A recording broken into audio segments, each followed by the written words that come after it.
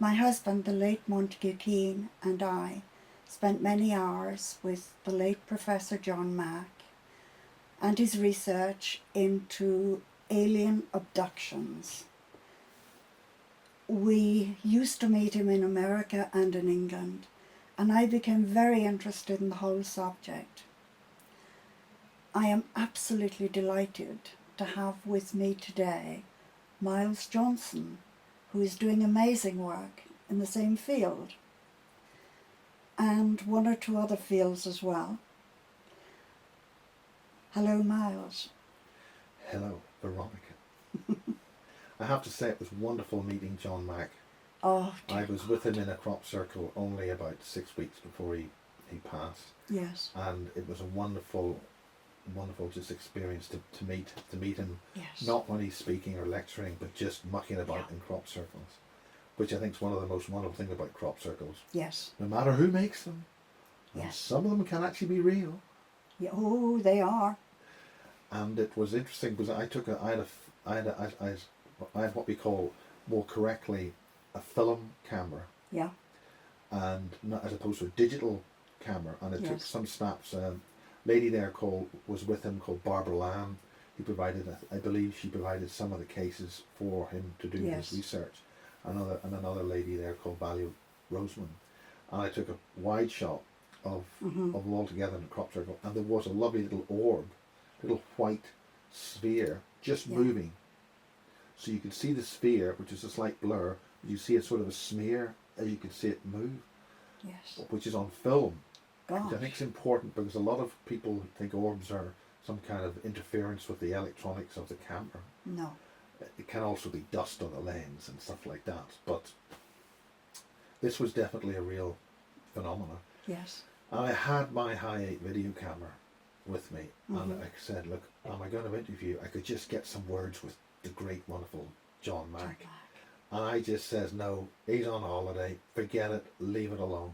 Yes. And that, I think if I'd only just done that, maybe, because I felt a kinship with John Mack, and it was a strange feeling of a deep friendship. Yes. Yet we were virtual strangers. I mean, I'd seen him before, I think at one of the other presentations some years before.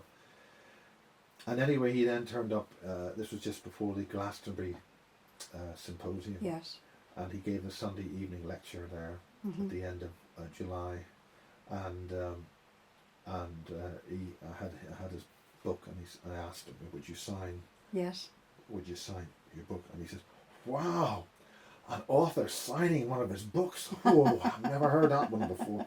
And that was wonderful, and it was a really, really wonderful occasion. Such a special man, wasn't he? And for this reason, as one of the organisers of the AMASH conference, I told Joanne Summerscales that, look, we've got to have some meaningful, established type of important lecture. So let's see about having the John Mack lecture. Yes. And that would be reserved for people of integrity, and not that everybody isn't got integrity, but people of some panache and style. And we are so honoured to have you presenting at that. I think that's absolutely wonderful.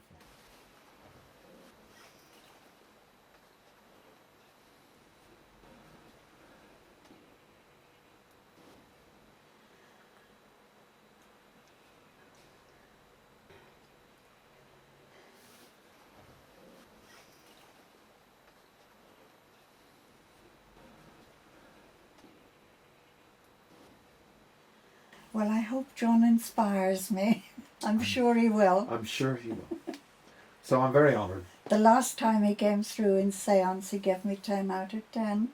Well, that's very good. For effort. Oh my God. Effort. That could be... Yes. 10 out of 10 for effort. Oh my God. Yes. Yes. No, he's You do very very excited. well. He's very excited at the work we're doing. And the message on Sunday, he's obviously very excited with your work. Well, this is our target. Our target is to bring this whole subject right up into the top thing, to get it really exposed. Because I've been in the UFO research business since I've been at school. Gosh. So that wasn't last week. No. It's polite for you to agree. But anyway, but the important thing about it is that this whole subject has been very carefully mismanaged, Yes. especially in this country, and I'm sure in other countries as well. Yes. And I won't mention the particular organisations which have been mismanaging this, Yes. but I started the Irish UFO Research Centre in the 1970s with a team, and we ran a little small team in Northern Ireland, and then there was another team started in the early 70s, researching it in Ireland. Yes. So we were affiliated with the British UFO Research Association, and we fed our reports Yes. to them, and we were highlighting things. We had I won't go through the whole history of it, but that was our our early work. Mm-hmm. And essentially, it was when we were researching a large wave of UFOs in mainly the Republic of Ireland Yes. during the mid-1970s, that this connected me with what was some fledgling pirate radio stations in Dublin. Mm-hmm. And this was to connect me with some of the finest and most wonderfully creative people. Yes. People were being switched on to a much Yes. higher level of awareness. Yes. And we later called that intelligence transfer sequence. And that was called the ITS. Yes. And what that was, or what that is, because it's still running, Oh, yes. was essentially waking people up to a higher level of consciousness. Yes. Now, it wasn't mind control. It wasn't something or some device specifically giving people an idea that do this or do that. Mhm. It was switching on a whole lot more lights Yeah. in one's head, so to speak. So you had a whole lot of extra capacity to think, feel and be inspired and do all sorts of things. It was up to the individuals. The basic rule goes that once a population is exposed to the higher consciousness or the wake up or the ITS, if they respond positively, they get one heck of Yes. a leg up. Yes. If, however, that population so exposed does not respond, then invariably it's time to go. Yes. And such populations then rapidly decline. And for that reason, the radio stations over that 15-year period, which really ended officially in December 1988, Mm-hmm. this completely changed the whole attitude and thoughtology or consciousness of people in Ireland. And that was the first time that the youth, the spring and the talent Yes. of Irish culture Yes. stayed at home. Mm-hmm. So rather than Ireland's biggest export was always its talent, Yes. which meant that everybody who was left behind was basically a bunch of stick in the mud, I know. useless do-nothings, right? Yes. Which is why Ireland basically festered in a backward state, which was maintained by the relevant authorities of the day. Oh, my dear, that was well engineered. But every time anybody tried taking these radio stations off the air, they were gone. Mhm. Any government that took those stations off the air, time and time again, something would happen, which Yeah. would mean that would not be effective. Mhm. Which is why those stations and that whole evolution of Irish, the whole generation of Irish people that were able to wake up in a completely higher level of Yes. consciousness, and basically we now have a situation that we have today where things are really changing, Yes. continuing to change. And I was very, very, very privileged to be part of that. And ultimately, at the end of that era, I filmed it. I was very honoured to film it. I was in there videotaping it with my VHS camera, Mm-hmm. getting the only pictures a lot of it was ever shot, and that's available as the Irish era of pirate radio. Mm-hmm. And we then finally, we couldn't do this in the north of Ireland because the law from Yes. England, from the UK, was an established law which went back to the 1960s with Radio Caroline. Yeah. And remember, Radio Caroline came from Ireland. I didn't know that. Yeah, Radio Caroline was an Irish station, and Radio Caroline was built in a very, very, which we now know to be an extraterrestrial or interdimensional area Gosh. called Carnival Loch, where the Mourne Mountains go down to the Yeah. sea. And further research is linking that with with the Cumbrian area, the Lake District, Mm-hmm. where we are getting fairly strong indication of something very dodgy going on there. Mm-hmm. But that's another subject. But the point is, Caroline, anybody that ever touched Caroline, kaput. Mm-hmm. If anybody ever remembers Edward Heath Oh my God, or yes. Yes. John Stonehouse, what Yes. happened to him, Oh, yes. what they did was, and Harold Wilson, Yes. what they did was they jammed Radio Caroline in the 1970s. Mm-hmm. Big mistake. Stonehouse went off his trolley That's right. and ended up running off to Australia. Wilson was taken out. He just disappeared. Mhm. I'm not sure if he went out before that actually. Wilson, he suddenly. Anyway, and then Heath and that whole thing, the miners thing, everything else. In other words, once these wake-up call stations are active in our reality, Mhm. it's a big mistake anybody standing in the way. I know.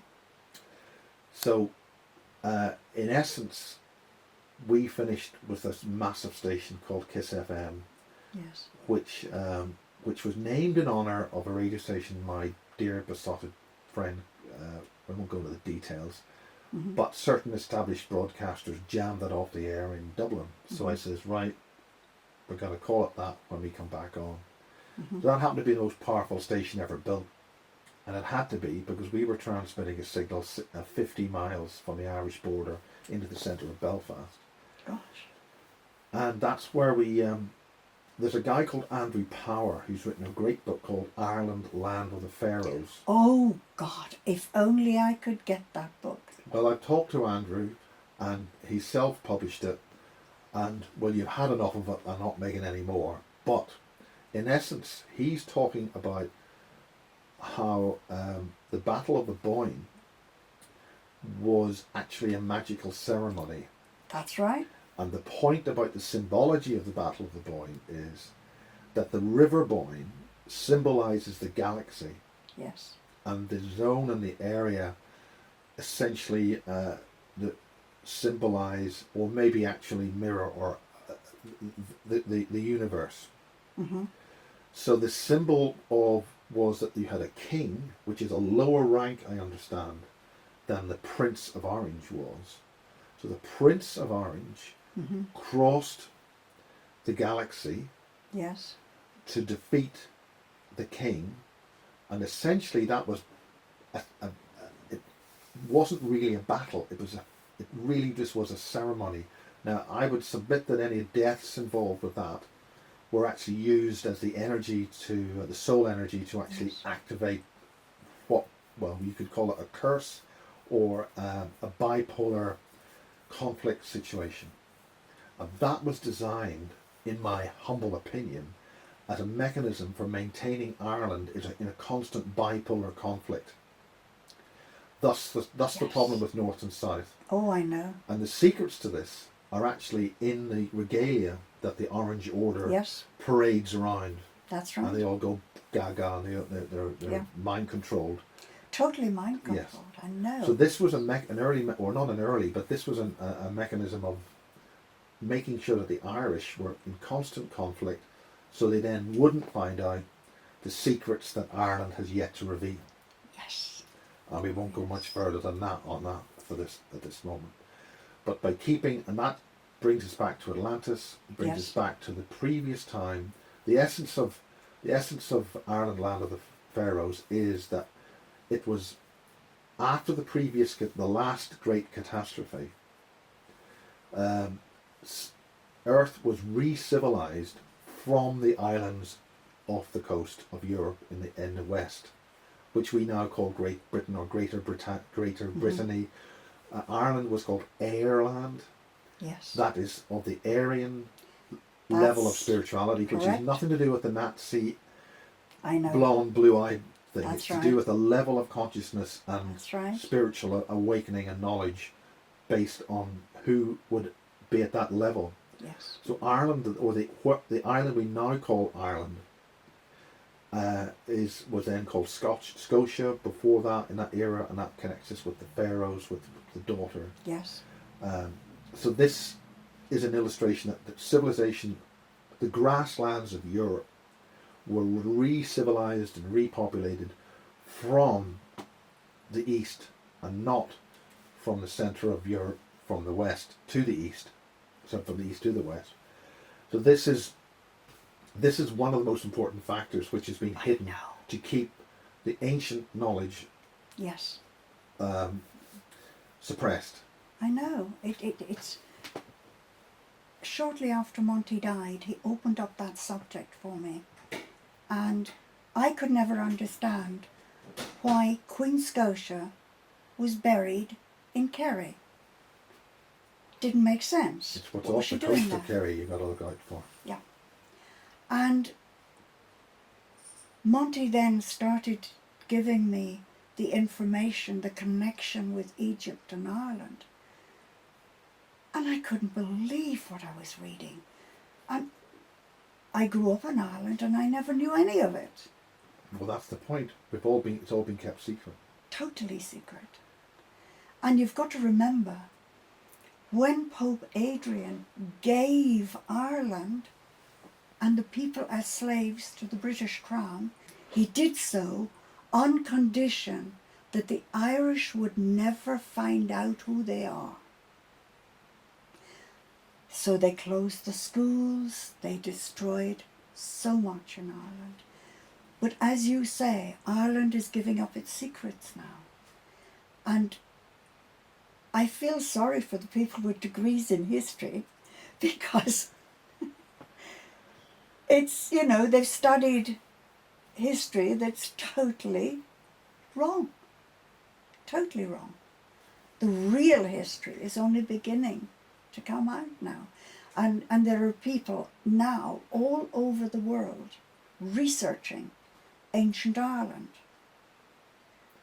And they're finding it fascinating. Well, something which I found out when I, coming from the Black North, as they say. Yes. The Black North. Getting down to Cork is quite a drive, quite I know. honestly. You can get very south to Wicklow and Clonegall, where actually one of the first things which switched me onto a lot of this in 1977 was we were doing a lot of UFO research on it there. Mm-hmm. What was to visit Olivia Robinson in Clonegall Castle. She's a high priestess of Isis. Really? And God bless her, she looked 1,000 years old in 1977. And to see her in a crop circle only about 3 years ago, and she was at the Goddesses Conference in Glastonbury, and she's a wonderful woman and tremendous talent. But to see, that was just before a lot of the things really started to take off in Ireland. Mm-hmm. But another thing which happened to a lot of people who responded was that they started going much higher. Some of them became healers, Yes. and that their whole consciousness was really being switched on because they wanted it. They were going for it. They grabbed it and Of got course. it. And that was a tremendously positive thing about that. When I went to Cork for the first time, Yes. just by sheer coincidence or whatever it was, I happened to see some graffiti. And that graffiti wasn't the normal sort of stuff of so-and-so loves so-and-so or whatever it is. It was the secret to UFOs lies in Cork Harbour. Really? Now, whatever's in Cork Harbour, and to be given that information on the 11-hour Yes. trip to Cork was because I've got a dear colleague down there who's on the radio stations down there. Mm-hmm. So then I looked up that Ireland, Cork's, the British ports the forts were maintained there until I think until Ireland went from the Free State to the Republic, which I think was that 1952. I'm not sure, but it was the Irish Free State until after World War II, and those British ports were still there. Yes. In other words, strategically, the Royal Navy could drop off for supplies, and it wouldn't affect the Republic's neutrality, so to speak, because it was still in there. But it wasn't the Republic then, and then became the Republic after that. Yeah. Which is an important thing. But The important thing about this is this bipolar conflict situation festered very, very strongly in the Yes. north, where there were multiple religious splits and divisions to keep, for some reason, whatever secrets must be up there, Yes. or were being especially kept Yes. secret, which is why when we ran Kiss FM, we did a thing called we cracked Matrix, we broke Matrix. Now this is where Andrew Power's book talks about how there is a false reality construct, That's a right. matrix reality being imposed. And this brings us right to the present day, where the next heir to the throne is the Prince of Orange. Yes. And that is why I thought it was very important that the Queen had visited Dublin before the marriage of King Billy. That's the whole point. King Billy, Prince of Orange, being brought online at this time, I think is a very important thing to watch for, to see what's really going on there. Well, I was told the reason the Queen had to go to Ireland was to retake Ireland because the time had run out from when it was given to Ireland by the Pope. I wouldn't be surprised. Why is Ireland so important to them? Why has the Vatican done everything to control the Irish people? Get them drunk and keep them stupid. Yeah. It makes you wonder, why has the British Crown wasted so much time and effort in keeping the Irish the way they are? Well, this is something that we experienced in Northern Ireland, that when we ran pirate radio, what was the threat involved here? Yes. There was so much of a reaction to a bunch of people playing a bit of pop music on the radio. What really was such a threat, and why was Caroline such a threat that they didn't touch Caroline? Mm-hmm. It's a medium wave rusty hulk in the middle of the North Sea. It couldn't possibly have any ratings. I mean, what on earth is the threat to this station? I mean, just leave it alone, ignore it. It's just a rusting hulk that's going to fall apart and sink, whatever it is, again, some period of time.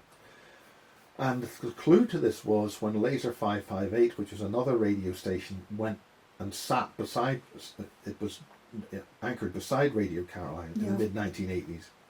And it was backed again by Irish connections. Yeah. That was taken off the air. That was starved out, taken in, and ended up being a target. The ship, I think,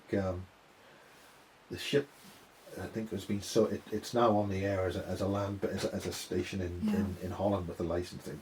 But the point is that again, if they get rid of that ship, which only came along in the mid-1980s, Caroline has been there since 1964. Yeah. Yet it's kept on. It's kept going. So there's some kind of something it is afraid of, and that is why we did some further work in that, which we call the intelligence transfer sequence. Yes. And that transfers directly to Sky Television. And only the people who have been in there from the very beginning would understand that, because Murdoch, there were two people going to be used for Sky Television. The first one was Maxwell, because we needed a big bucks media tycoon to do the job. Maxwell wasn't going to do it. The idea was to do the whole thing from the Isle of Man. That wasn't going to happen. So Murdoch was the only choice that was going to make Sky TV work. Yeah.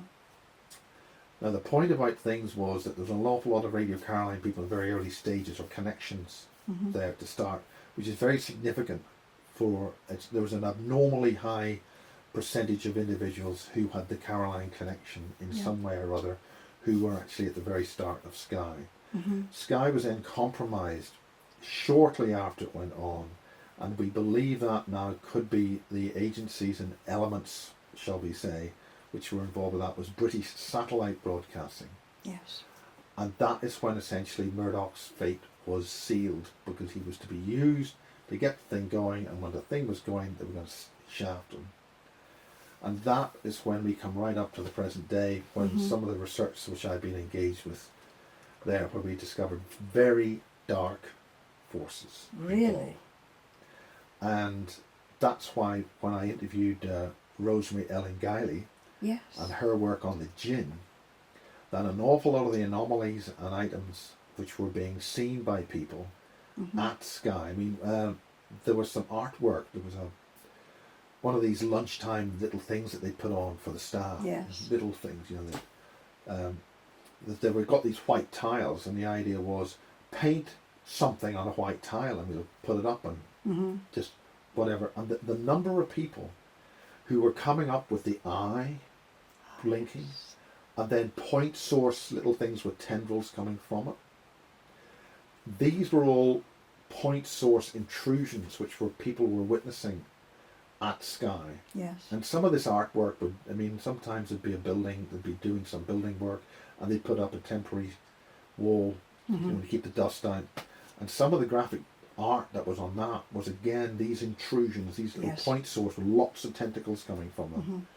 And those are gin intrusions, from what I understand. Yes. And this is, then they had the much larger versions which have got big tentacles. Yes. And that's one of the things which Rosemary mentioned. The one thing you get, one of the signatures of gin, are things with legs, and I quote, lots of legs. Yes. Now, what these actually are is another thing, and this is one of the things which we were encountering, attacking our transmitters when we went back on the air with my pirate station Energy 106, again broadcasting into Belfast. I'm running a 500,000 watt pirate station in the 1990s, 10 years after they so-called brought out the legislation to sort of so-called legalise the thing, which was all, again, all the Irish prime ministers and people of responsibility who took action, hostile action against those pirates, without exception, all of them went. That's what happened to Charles Hockey, it happened to his Minister of Communications, without exception. There's no exceptions. So this system, the intelligence transfer sequencer, was actively protecting itself. Yes. And hostile action against it resulted in... Gosh. Anyway, the point about this is that these dimensional intrusions were attacking the Energy 106 transmitters. And the main disc jockey involved with that was abducted 4 times. Met little greys and little aliens. Really? At St. Patrick's Chair in Well. Oh dear. Yes. So that brings the church, the Catholic Church, the Church of Rome more specifically, who had imposed this destruction of Irish free thinking and wisdom. Yes. This little area could not be destroyed by the church, and it had guardians and it had beings of some description. And my colleague, this was very close to where we had the transmitter, where we had lots of little flashes of orbs of brilliant light and stuff. But we were running a 0.5 megawatt, a whack of a signal on FM into Belfast, 10 years after the legislation to shut down all the stations had come out, yet we were let on the air. Nobody came around. They couldn't stop you. But when we actually discovered these tentacled black creatures about the size of my hand actually inside the transmitters, and there's only a very few people who are the actual transmitter engineers, the actual people in there, and you have to be we had dimensional intrusions and instabilities all happening there. So we knew that there were definite, we knew there was no way that we'd be let on unless somebody somewhere else says keep it on because they want to use it or something. Yeah. And we surmised that they were using it for inverse ITS programming. In other words, to repair the matrix damage that we did with the previous station, because we came on with Kiss FM and completely surprised everybody. The BBC, I worked for the BBC at the time, and I think the BBC sort of felt you can't really work for us if you're going to run a 1 million watt pirate station, but it's in a different country. It's sort of, you know, incompatible with your, you know. So I was let go. I was fired. Fired. Sacked. Fired. Get out. So that gave me all the language, the opportunity to keep that going, and that's very current in our memories now because my dear friend and colleague who helped run that station passed away this week. And we had a lot of the team together this week. So it was anyway, but the point is with energy, these devices, these black spider shadow things. We've done more research on. We're getting more information about that. They seem to be some kind of artificial construct which is infesting computer and all information-based systems. They can jump on your back, go inside, go in by the back left. People get a bit deaf in the left ear, lose their balance. And this is again something we've been doing research with the bases in Wiltshire, which we are fairly certain, in conjunction with these shadow beings, whatever they are, or possibly jinn, are being used as honey traps. The crop circles are being used as honey traps to attract psychically aware people. So they go down there and say, hey, isn't this wonderful? And then, bingo, they've got a little crab on their back. But that's something that's at the fairly dark side of things. So that's what's going on there. So to find that happening at Skye was a major alarm bell. Yes. And that's now, shall we say, that game is currently playing. Oh yes. Playing out in the thing, and we'll leave that alone. We'll leave that. Gosh, certainly. Now you're involved in investigating underground bases as well, aren't you? Yeah, when I did the pirate radio, I basically stopped my UFO research because we were too busy building transmitters, and there's been a book written about a great Irish, a Belfast man called Terry Hooley, who did an awful lot of work on punk music scene and stuff. And there's a quote in there: Miles Johnston of the BBC was busy setting up pirate radio stations all across the land. That, you know, to get the BBC pirate radio my name in one frame, one sentence, that's... Anyway. So what I did was I was videotaping or archiving the history of those radio stations. So when Barry King came along, Barry King was an investigator for London UFO Studies, and he came along with this story about programmable generated life forms being manufactured in a base in Berkshire called Peasmore, or AL499. And there were basically three entrances to that base. One is the Green and Common base in Newbury in the south.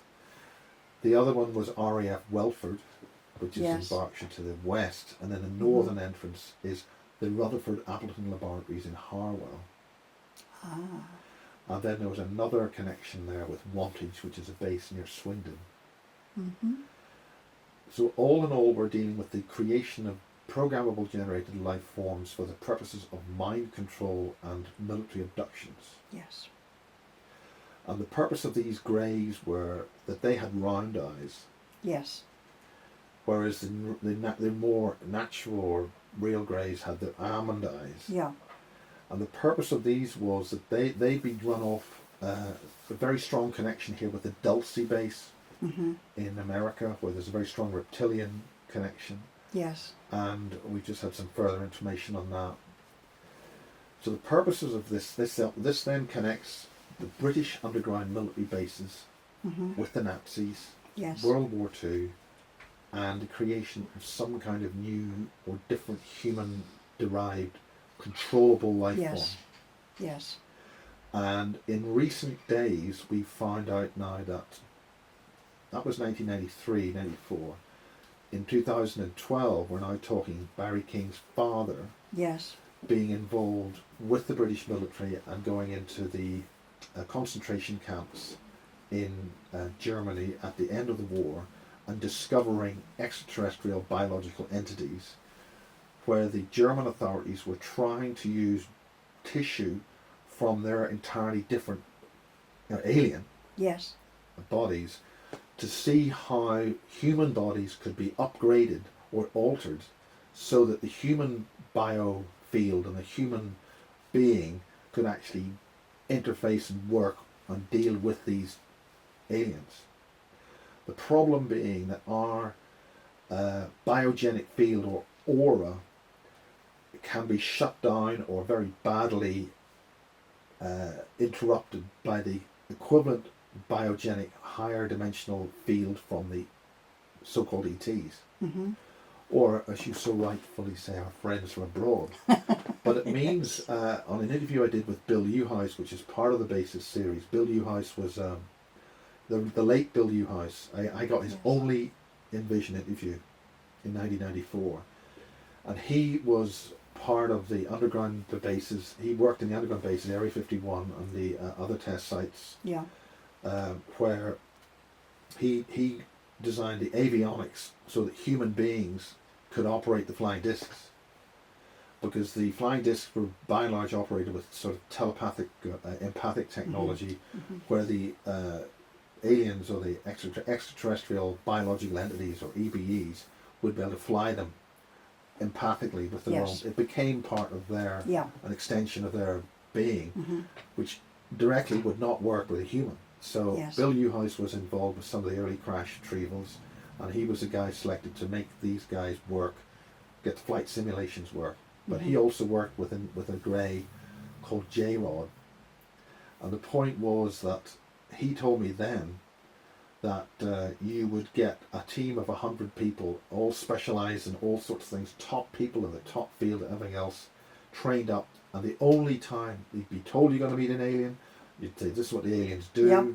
you'd be given all the information about it until you actually met one.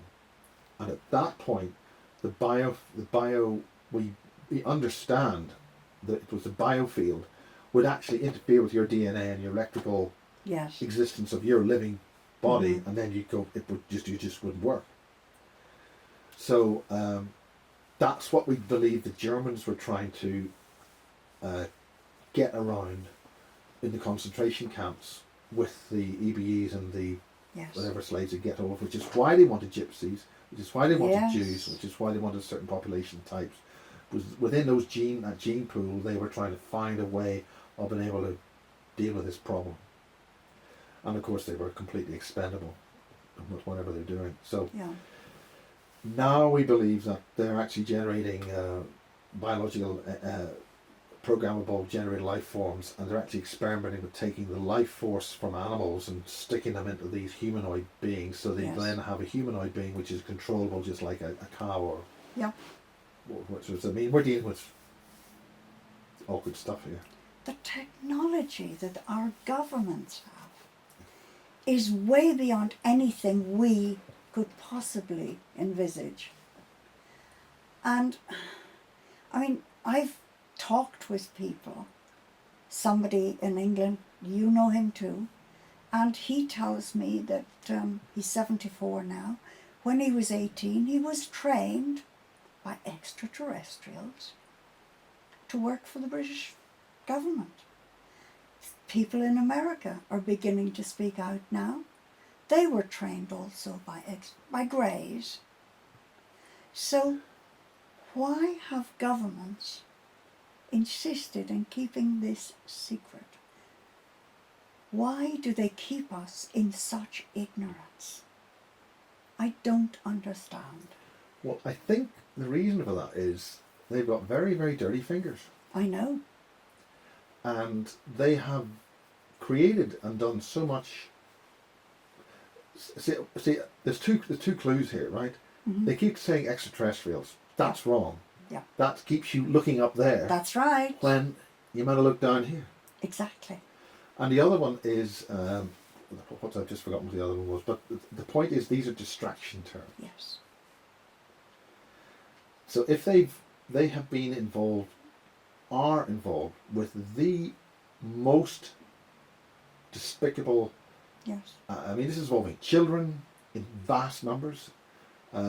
Some of the other work I've been dealing with is the Super Soldier program. Oh, the MK Ultra thing. MK Yes, Ultra, yes. Project Monarch, Yeah. Super Soldiers, the manufacture of these super I strong know. beings, and that's what again goes back to the German Mhm. thing, the Yeah. superhuman, the super. Now, why they're creating these super soldiers? And there's a wonderful program on the BBC called Madness in the Fast Lane, where two Swedish sisters Mhm. meet in Cork. Really? They met in Cork. One came in from America, and the other Mhm. one, I think, she came in from Sweden.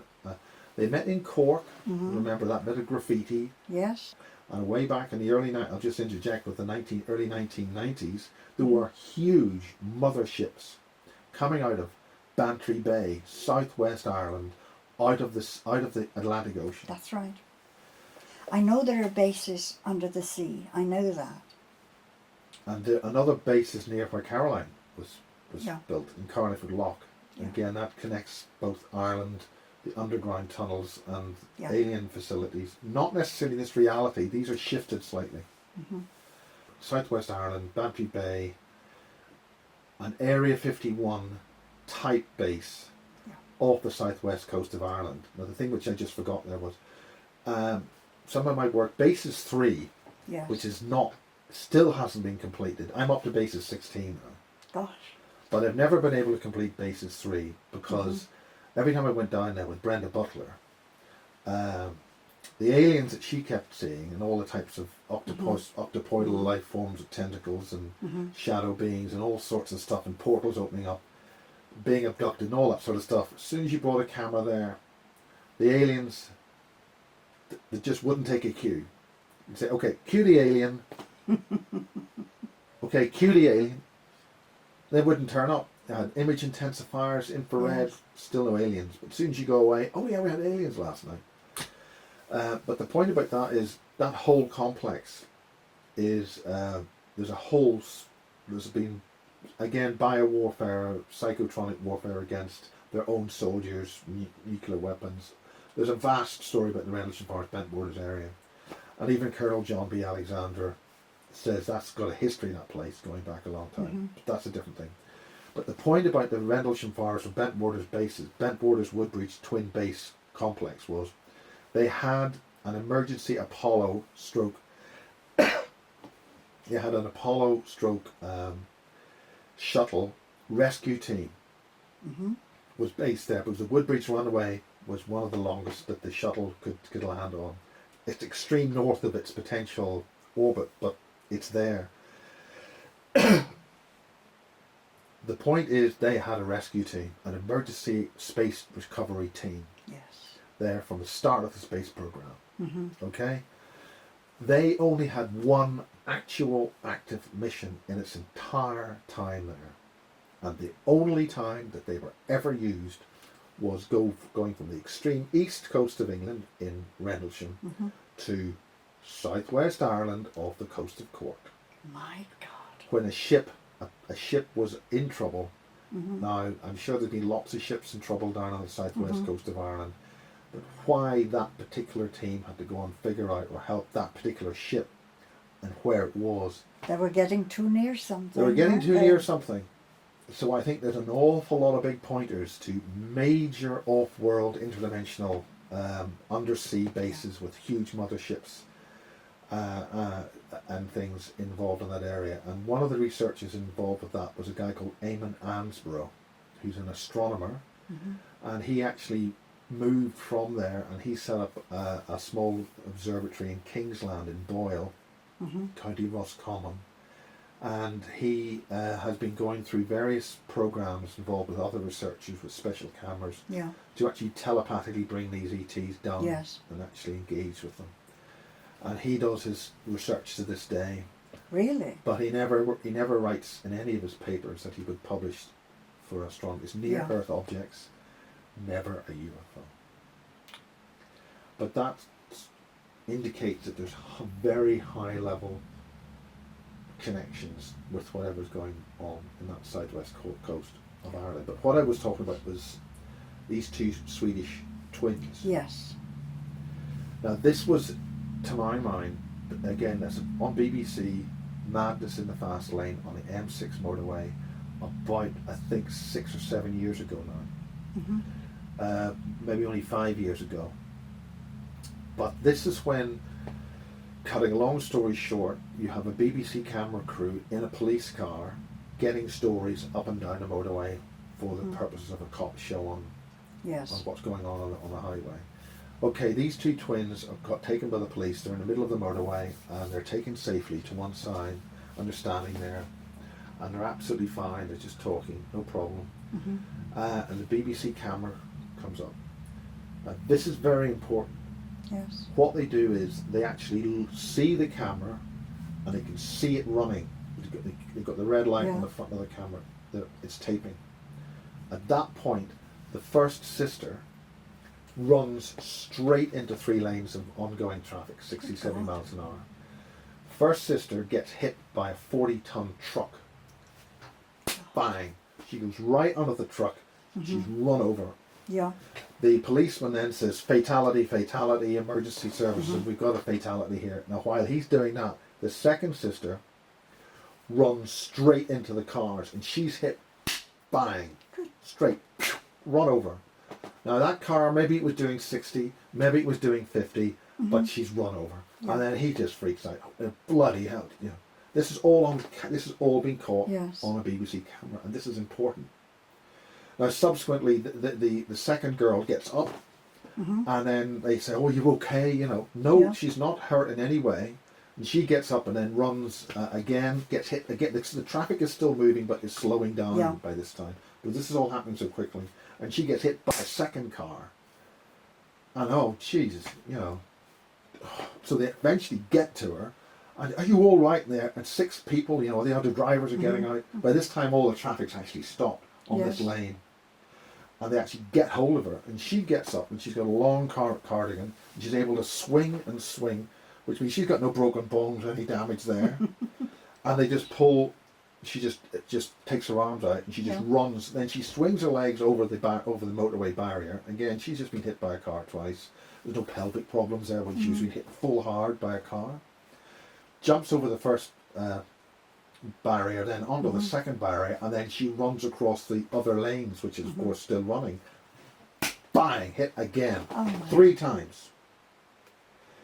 Then the car traffic stopping, and they run over and they get hold of her, and it takes 3 or 4, 6 people to calm this woman down. Meanwhile, they get the first woman. Now she's actually been hurt. She's got a couple of sore ankles. He's only been run over by a 8 axle thing. I've seen Yeah. somebody who's been run over by one of those I things. know. There's just bits. Yes. Right. So the long and short is, they then, again, when the camera's on her and running, that's when she screams at the camera, "They're going to take us for body parts. They're going to take us for body parts. They're going to..." Now the point about this is, this completely instantly connects with Barry King's stuff on Yeah. the underground base at Peasmore, where they have the clones, the coma hospitals Yes. on the film Coma, where perfectly healthy people are go into hospitals and are basically kept alive for their body parts. That's right. Now, spinning on till only about 2 years ago, a colleague of mine was pushed over on the ice in London, and she put her hand out and she hurt her wrist. She was hauled into a particular hospital in central London, Yes. where she was forbidden to talk to any of the other patients. They started pumping drugs into her, basically to bump her off.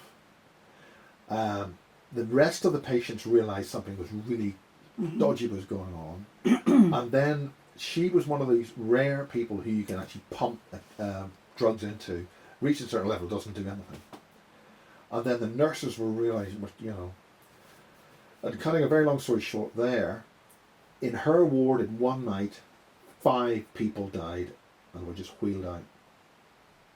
They were all in there with relatively moderate injuries. Yeah. And this is where the spare parts is active in British Yes. hospitals. Yes. And it was funny that the place I actually was seeing her to actually record this little bit of interview, which I put in the 2010 version of Bases 1, which is sort of re-edited and jigged around, Yeah. it wasn't on the A to Z. The street that she was in wasn't on the A to Z. Good God. And I thought that was a bit funny. But the other person in that interview with Barry is a girl called Lisa, and this is right now. She's connecting with the head of the Nazis, and I keep thinking of Kammler. It's not Kammler. It's his predecessor, who was involved with with the UFO stuff, the flying disc stuff in southern Germany, and what they were doing some kind of forward projected soul splicing, so that they would continue to live into the subsequent lifetimes. Yes. And this connects again and again the Germans operating Yeah.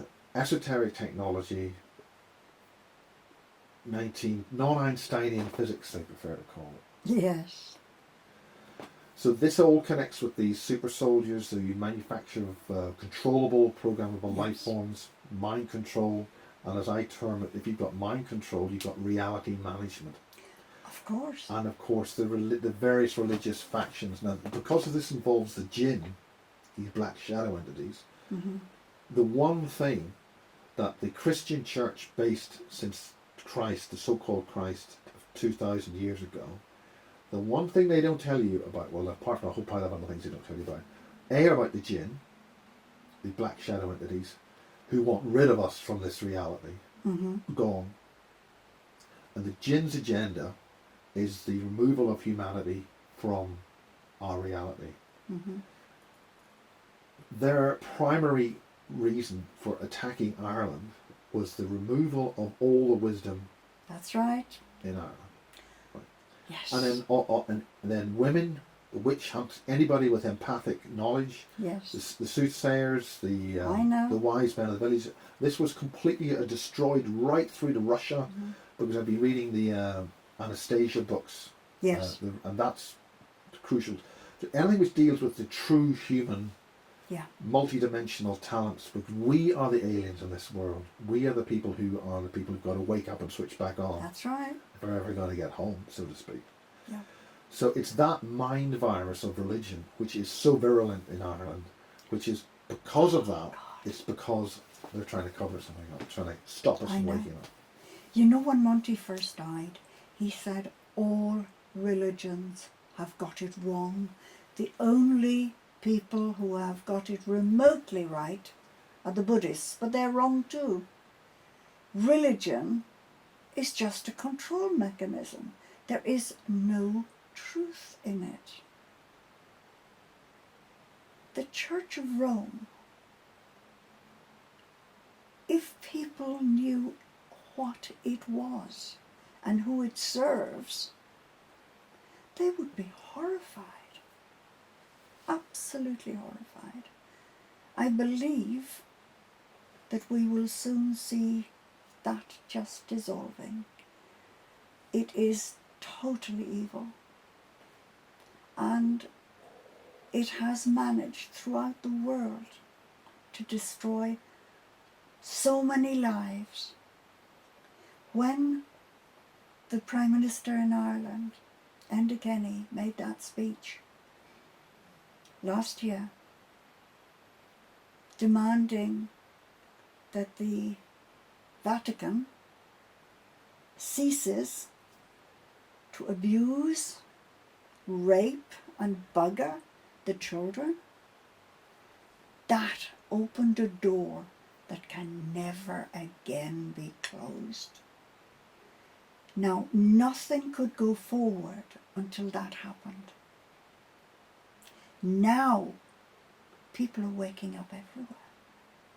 But that door had to be opened. That man has no idea the importance of what he did that day, making that speech.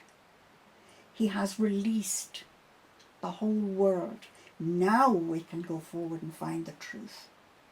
But until then, we were still controlled. Well, this is one of the things which is crucial to Yeah. some of the research I've done on basis, I know, is that the children are taken and That's the right. most horrendous abuse. I know. And it's the connection with these black shadow entities, the jinn. And on the Amash project, which Joanne Summerscale and myself Mm-hmm. have been running now for about 18 months, Mm-hmm. one of the first people we interviewed was a guy called Simon Parks. Oh, an interesting man. And what he said in his opening little statement, because he got the ball rolling, because we had an awful lot of witnesses there who, you need somebody to break the ice. Yes. One of the phrases he said was, humanity, you just move on, time you went. Mm-hmm. And so I conclude that whatever the jinn are, and maybe they have quite a legitimate cause for, excuse me, we were here first. Because it seems that humanity seems to have crash landed here a very long time ago. And there could be reasons for that. And again, all this information is on Eastern philosophies. None of it comes from the so-called Christian philosophies, which means those philosophies are toxic and have been designed to suppress That's right. anything to do with true humanity. That's right. Which some people might take issue on, but if you're under that kind of influence, you're not going to. Humanity, other beings should respect other beings, be of good, decent things, and follow a decent moral code. And I think that's important to stress. But the kind of control that these so-called, almost on every level, are being exposed for the most appalling debauchery. And we have, in Northern Ireland, we have some very, very dark secrets still to reveal. And that involves a lot of people in certain positions of power. And of course, there's a very controversial situation going on in Scotland, which it's blatant that these people are involved with some of the most darkest, debauched things involving children. You're talking about Holly Gregg? Talking about that, and also one of my interviewees, a guy called Dave Marrow. Yes. He was taken to the Orkney Islands, and his case involved ritual abuse involving some kind of satanic rites, and again the Orkney Island child abuse scandal. Yes. So there's a really, really dark, mucky, nasty part. I know. And these are enemies of humanity. Total enemies of humanity. All. And humanity, if humanity is going to be viable and it's going to survive, it has to wake up to this and take action very quickly. Exactly. I do not understand people who live in their little cocoons and, it doesn't affect me, so I don't want to know. Well, very soon it is going to affect them. And they're the ones who are going to come running for help. It is time to wake up. We've got to wake up. We've got a window of opportunity now, and we have to take our opportunity to ensure that people are aware of what's going on and what's being done to them. It's crazy to allow things to go on as they are. We cannot. You listen to the news and you read a newspaper. You cannot trust one word you're told. Well, the thing is, one of the ways of getting people to wake up is, why should they not trust the news? Isn't the BBC or this is something which is pointed out on Radio 4, that there's a tremendous thing about the Murdoch thing, and I'm not going to say Murdoch is whiter than white in any shape or form, but the point about this is that it was pointed out by one of the major media advisors and consultants in broadcast and print and radio media, was that actually, if you look at where 70 to 75% of all news in the UK comes from one source. That is the BBC. Now that BBC is a wonderful organisation in many, many regards, and there's a lot of really, really fine people in there. But the point is that the whole hate campaign against Sky, and having worked at Sky for 21 years, we had a lot of wonderful people there working really hard. It was a fantastic organisation, doing fantastic things, breaking new technologies and striving with an awful lot of very dedicated, very good people. But a very dark force is manipulating in there, and it's the same dark force that's accessing at the BBC. And by getting rid of Sky, and getting rid of Sky News, for instance, and the terrible Murdoch monopoly. Well, the Murdoch monopoly, I think total reach is about 11%. But the BBC, with all its local radio stations and all radio, television, and everything else, that is something like up to 75%. So once you knock out that, ITV is virtually irrelevant in terms of news. I know. Now, I'm not saying we should cut back at the BBC. I'm saying we should have one of the big things from my broadcast point of view, because I've been a pirate for years, putting all these radio stations on and working with some of the finest creative people, Mm-hmm. which is something that they don't want to have at Sky Television anymore. They want controllable, they want total control, anybody Yes. independent thinking. And I'd like to say repeatedly that any sources that I have maybe 2, 3 or 4 sources on one particular item. Mm-hmm. Some will only go on public, and one will go public, that source, but other sources, again, this thing about reality management, mind control, Yeah. all these issues which I've been covering in the Basis series. And the Basis series really is a long form research tool. In other words, it's the only opportunity often where an individual has spoken. So as much of what they've said is included. So sometimes it might run on for 2 hours, 3 hours, Mm-hmm. 1 hour, or maybe 45 minutes. But invariably that's all that person's ever recorded, and that's it. Yes. So then somebody later on can have the opportunity to take, well, that little bit's interesting and that little bit's interesting, and maybe make a program with Yeah. it later on. The point about this is that this is symptomatic of a complete control of Yes. all news that we've got. That's And right. now they want to regulate the internet, they want to shut all independent sources That's right. down. And in many respects, for instance, we've got 3 channels on the Sky satellite around about that's Edge Television, Showcase TV, and I think Showcase Plus One, and maybe Mhm. there's another version of that. Yeah. And in some respects, everybody says, well, how can these be allowed to broadcast? Well, some of the most terrible things are said. Well, what they do is, it's a honey trap. Yeah. You get all these people who think they're going to get free access, or whatever it is, to the airwaves, Mm-hmm. and you get them to speak whatever they're going to speak, and then you know what they're saying, you know what's going on, and you give them a TV channel which is, free, no encryption, but it's got no money, it's just hanging on there on the edge. And we then end up knowing all the people that we need to bump off or get rid of or do whatever to, Yes.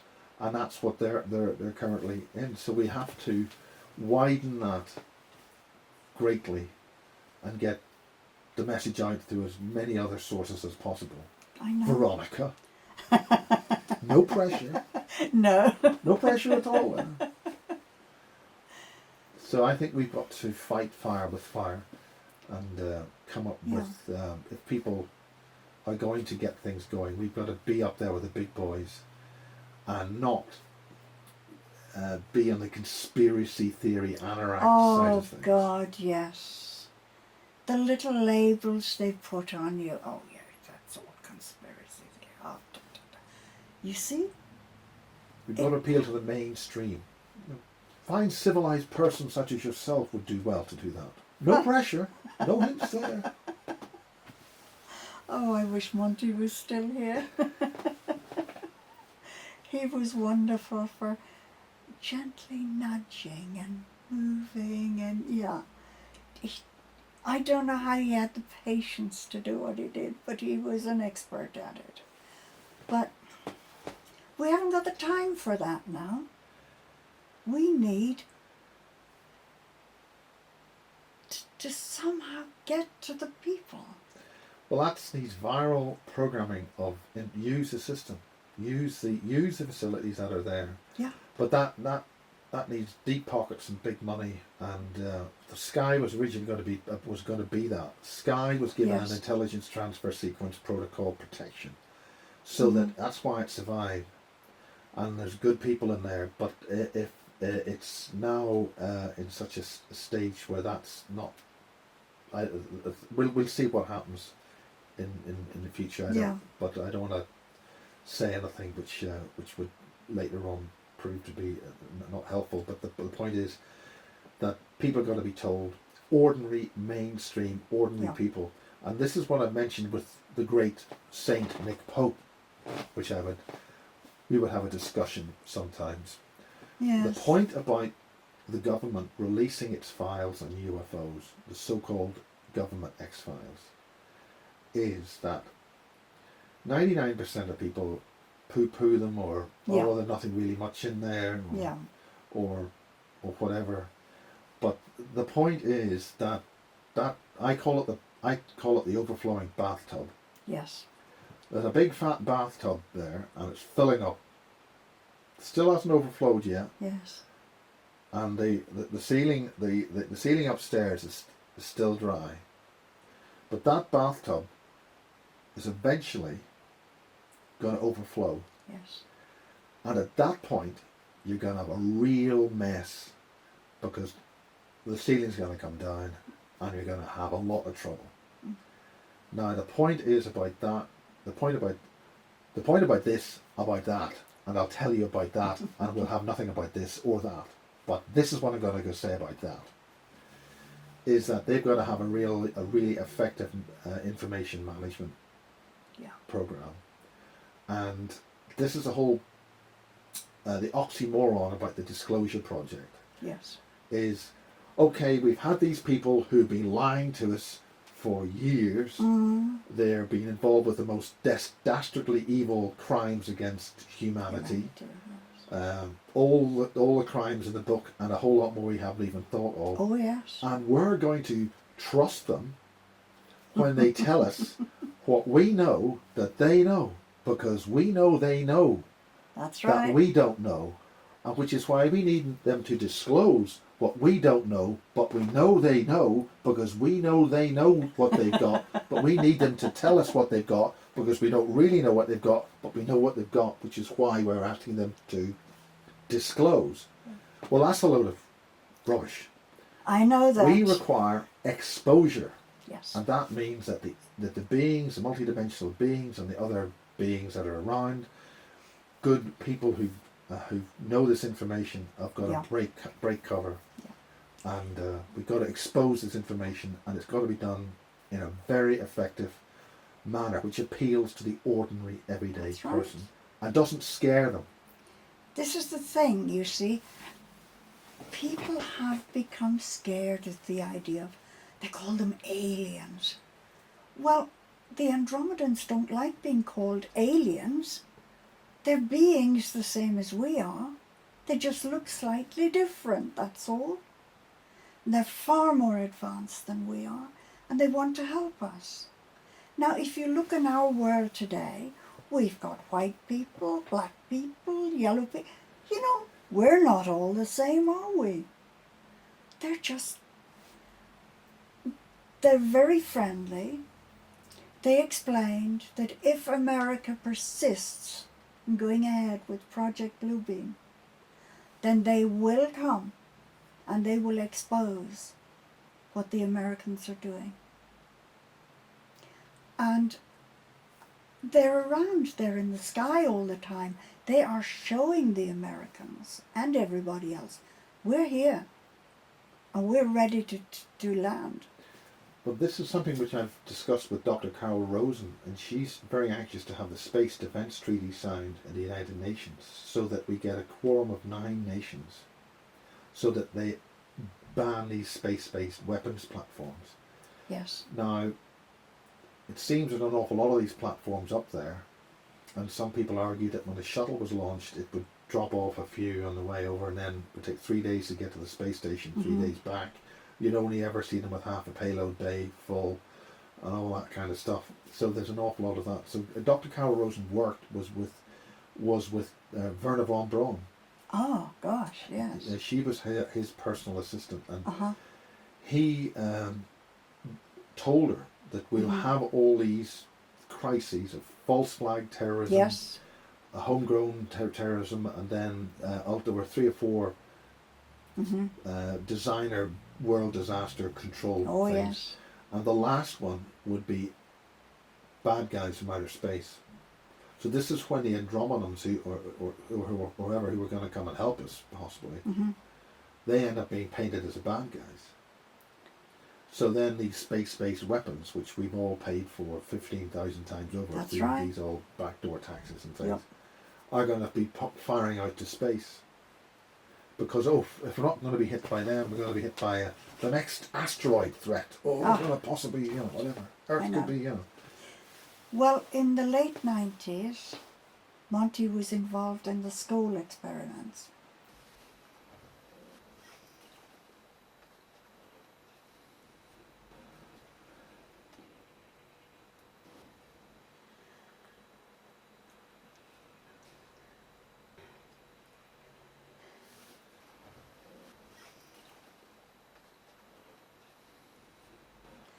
And the last time the school mediums sat, they aimed the camera at a mirror, which the spirit world had asked them to do. And it filmed faces.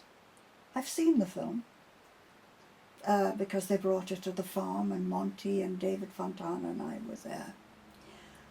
And yes, you saw spirit faces, but you also saw beings from outer space. And they freaked out.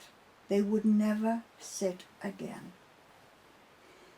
Now, the Andromedans they were telling us at a seance that they were trying to show, we're friendly, we want to come and help you, but that was it. They would not sit again. Monty did everything possible to persuade them to go ahead with that.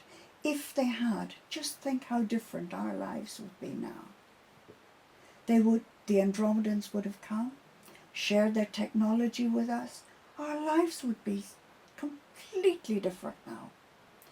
But now they're making an attempt to come again, and they want to come and help us out of this prison situation we find ourselves in.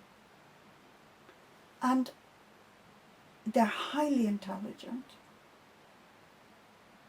They come with information, and it's very, very interesting. I'm looking forward very much. Well, I think we've got the thing about aliens or friends from abroad coming. Yeah, And we've got to be careful that their intent isn't manipulated against them.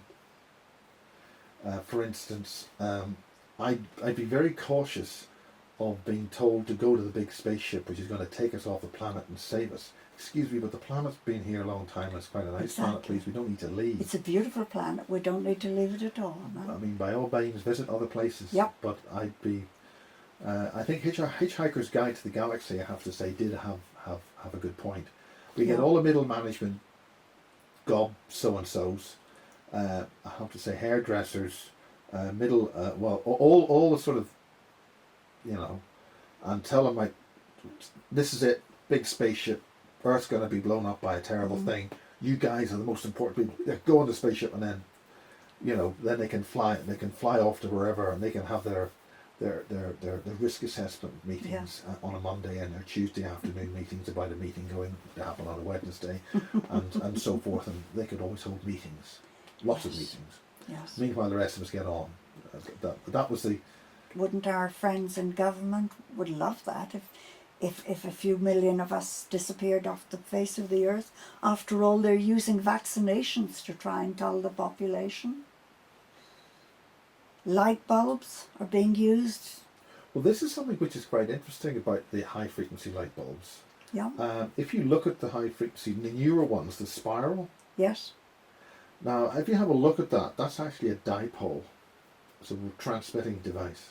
Really? Yes. Now, at the end, you've got a dipole, because I've looked at that and compared it with a microwave, a thing called a Yagi, a microwave Yagi antenna. Yes. Well, Yagi is an antenna with lots of elements on it, and it's a long thing. But what that is, that's actually what's called a Tesla bifilar spiral. Oh my God. In other words, you don't have, if you look at those, you don't have one spiral, Yeah. you have two, and they're exactly positive and negative coherent back to the bulb. Now, whatever that's transmitting, that is a highly focused beam of something in roughly the microwave range, and I would suspect that's then a polarized plasma. It's a polarized electric field of energy. Yes. Now, I would suggest those devices are microwave, high frequency, directional antennas transmitting something. Yes. Now, on the bad side, that's going to do us in. Yes. But on the good side, one of the things that Jinn don't like are high frequency plasma devices. So possibly they may be doing is good after all. Don't know. Well, But they are definitely designed as a transmit device of Yes. some kind. now, I had a communication with Anthony Hughes in Dublin. He's a brilliant scientist. And some of his patients are becoming ill because of these light bulbs. That would be very interesting to which type, because there are different I've shapes got to these. his communication here. I'll give you a copy. And he's doing research into all this. And it seems the elastine that's used in clothes, the material that's used in the insoles of our shoes, they are using so many different things now to make us ill. Yeah, well, the thing is, if you're not wearing natural fibres, Yes. it will affect your body's aura, Yeah. auric field. Yeah. And so certain types of, all types of artificial fibre clothing, and particular if they're going down certain parts of the clothing, it's going to affect the sort of meridians of the body, because they're actually short out, they block. Artificial fibres Gosh. are very, very toxic for any kind of, I mean, if you want to do any kind of high spiritual or auric or remote feeling work, or, and you wear artificial stuff, it's going to be a lot worse for you than if you wore pure cotton. Good heavens. Yeah. I know Anthony's doing a lot of research into all that. It's really And interesting. For instance, we were some computer programs where you can sort of see the Kirlian photography. Yes. I don't think it actually is Kirlian photography, but Yeah. you can see sort of an energy field around Yeah. people. And we noticed, wow, what are these big spikes? There's 2 or 3 big spikes on this part of the head. Yeah. And then we switched off the fluorescent light, gone. Gone. So they're definitely transmit devices. Now I Yes. think maybe the original fluorescent lights, long tube, people didn't realise them. Just another way of. They're very efficient lights. Yes. You know, they're good at what they're Yeah. doing. You know, but it's all the relevant frequencies you choose and how they're employed and things. And there's so much toxins being introduced into things that Yes. this is all designed to really shut this down and not That's right. have our 18 senses fruish and grow. So, Well, you know, going back 2,000 years ago, when we had full consciousness, travel was just a thought away. We were able to do so much. You know, you look at Stonehenge, you look at the pyramids, look at any of these places. Look at Newgrange in Ireland. People used their minds. And Monty always says, they knew so much more then yeah. than we do now. Yeah. We know nothing now. Those standing stones all around the world means that they had off-planet consciousness. Exactly. Yeah. And other planets, they used to visit us, we used to visit them. We were part of the universe. Now, all that has been blocked from us, and we're in a prison cell. If you've got the kind of people who have been suppressing and destroying humanity, if you've got them in charge, you do not want them getting out. So until we as humans expose and deal with this ourselves, until humanity, Yeah. and I mean when people talk about humanity, oh, we are doing this and we are doing that, we're driving these cars, we're given no choice but to drive the cars. The ordinary man on the street can't say, we just can't stop driving the car using petrol. It's the people in charge of the scientific institutes who are suppressing zero-point energy, suppressing the proper use of the sciences, for at least if only for their own personal gain, through various companies. Yeah. There's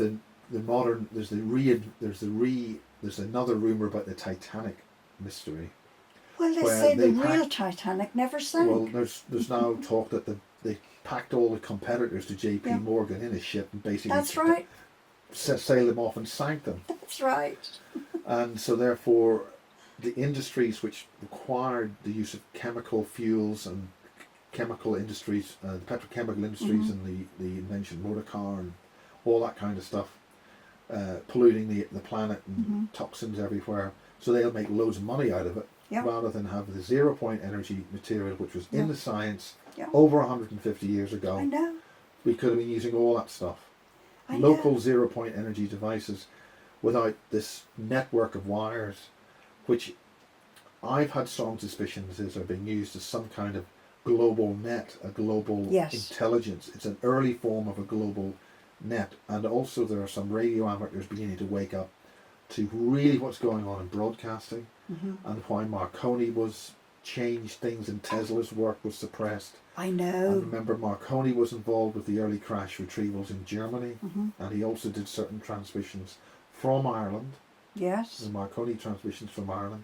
So really, what was he doing and what was involved there? Mm-hmm. And the normally very established and very conservative radio amateur faction are beginning to have a look at really what happened in the early days Yes. of broadcasting, and the way and what's going on in that level of transmission, and what's affected humanity since transmissions Yes. of broadcasting started. And that's why when you see these artifacts crawling inside a pirate radio transmitter, which has been allowed to broadcast, you wonder what's really going on. So there's a lot more I know. to be researched into that. I know. But it certainly isn't good news. But I think I'm a believer that it's not a good idea to keep something under the carpet if it's going No. to go rot bad. It may be a bad, you don't want to hear about it, but I think if we understand and confront and can deal with those problems, that's what we need to do. Of course.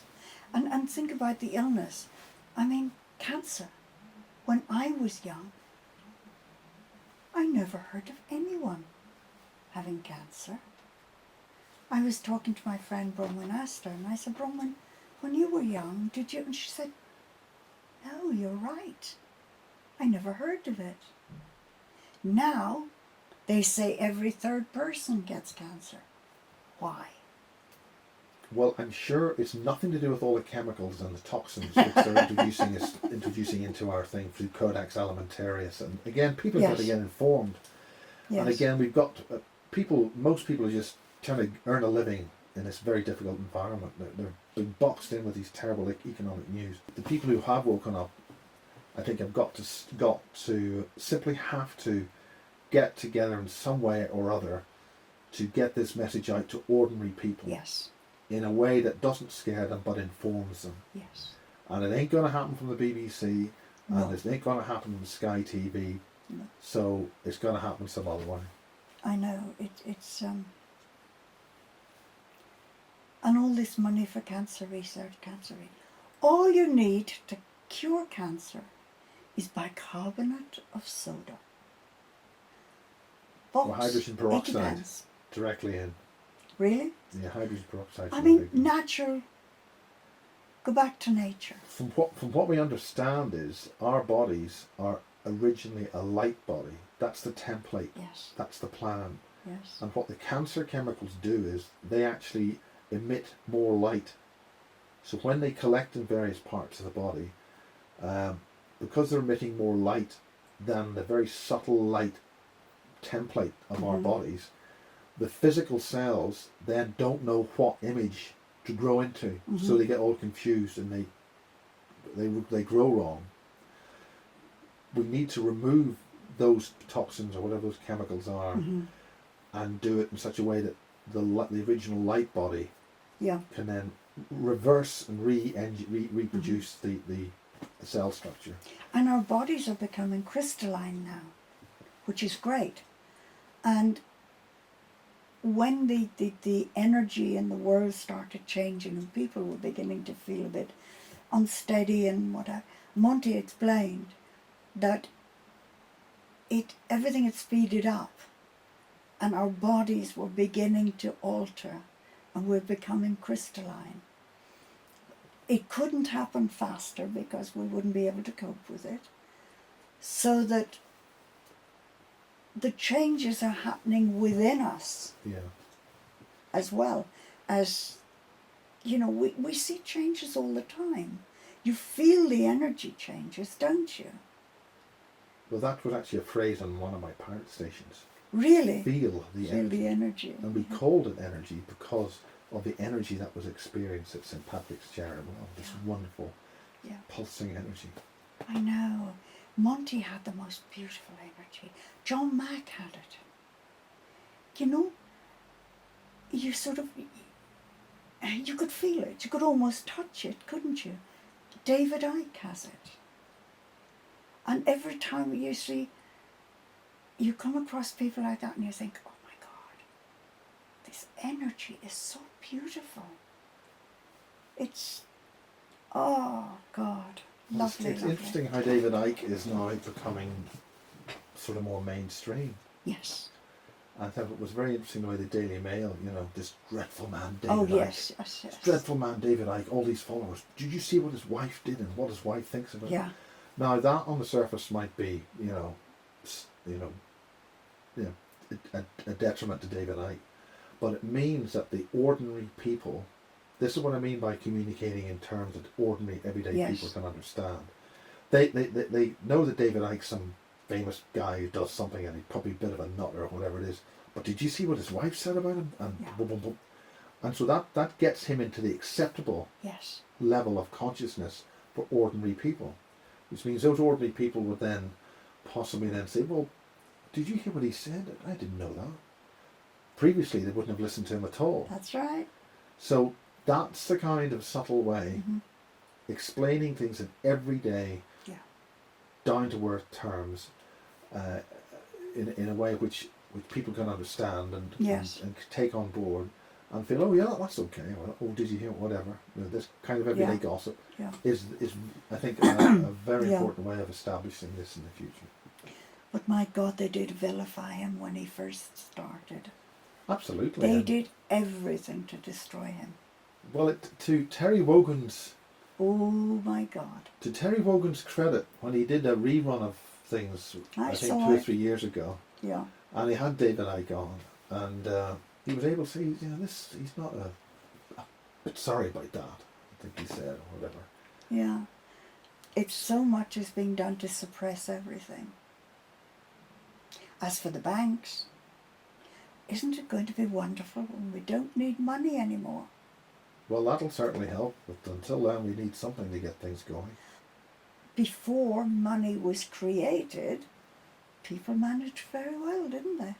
Well, I've been reading all these books about Anastasia and about one of the things about Soviet Russia or the Russian economy was, Yeah. oh, the Russian economy is so terrible. It's so many people aren't only earning so much a month. How can Yeah. they possibly survive? Well, what they did was they just basically bartered, Yeah. and it was work in kind, Yes. which made the communities work Mhm. together. And of course, this is what's constantly under attack Yeah. in so-called Western societies, where the family unit and the essence of ordinary local culture and ordinary local, Yeah. I mean, the simple fact all the pubs are being shut and all these toxic supermarkets That's put right. in there instead, Yeah. wiping out all the community shops and all sorts of things everywhere. It's a corporatization, Yeah. a globalization of our food supply. Yes. One of the first things that I noticed in Northern Ireland when we had the so-called peace process and everything was, terrorism was over and all that, and everything was Mhm. all signed, first thing that started happening was all the local small businesses, supermarkets and shops and grocery stores, which had been Mhm. there for families for decades, all basically wiped out. And then they were bringing in all these new food, all these generic foods. A lot of the foods that came from the local communities all taken out. Now a lot of that sort of moved around, and you can get certain butchers and shops which do that. But again, it was a way of getting certain toxic foods into our Into- diet.